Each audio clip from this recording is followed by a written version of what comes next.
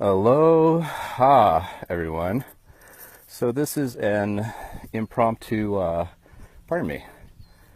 Hi, how is everyone? I trust, I know I'm getting on that cardio, but I trust everyone has their freak flag flying high, which is awesome. Glad to see everyone in attendance. I hope you're out there doing amazing things, because I know I am. Here's one of them. So here's the sunset, and I wanted to share it with all of you, but in a poetic way, because that's what I do.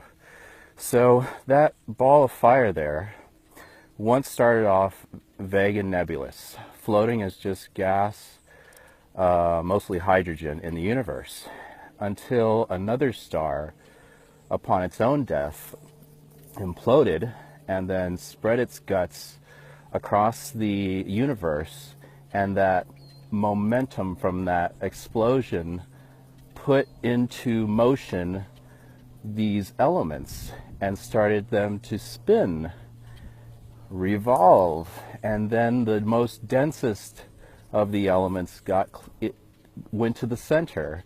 And then when those concretized, then the more dense and more dense, until the gravity squeezing it together was pressing the matter so close together, the atoms so close together, that they became a star and shined from within.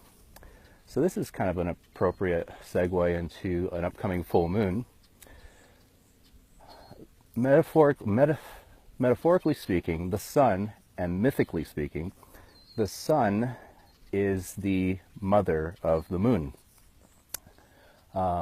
because the moon is born from the sun and dies from it every cycle. The sun does not carry a shadow in itself. So sun represents solar consciousness. When the sun sets, it is not the sun that is setting into darkness, but we who are spinning away from the light. And so the sun represents undifferentiated consciousness within the field of time. The moon represents us, you might say. So the sun's shadow does not carry a shadow in itself. All other things have to be illuminated from without, like our own moon. When it is illuminating, it is reflecting the sun's light. And eventually, it'll all collapse in on itself, and it'll all be light. But I digress.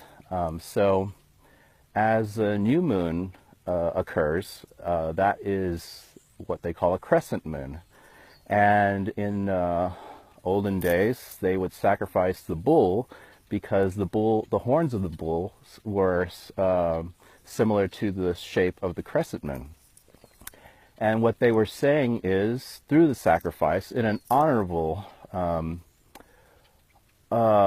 with a sort of reverence toward the animal way, they were affirming the fact that life lives by killing and consuming other life. But from out of death comes new life, and unless there is death, there cannot be new life. So in order for something new to come through, something old has to fall away. And so that is, I think, a good place to start. I'm just going to leave you guys with a shot of that.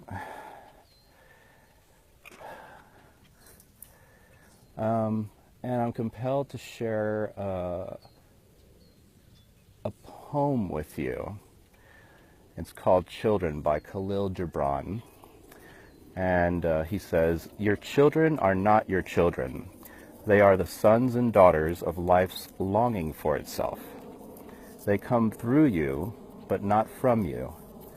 And though they are with you, yet they belong not to you. You may give them your love, but not their thoughts, for they have their own thoughts.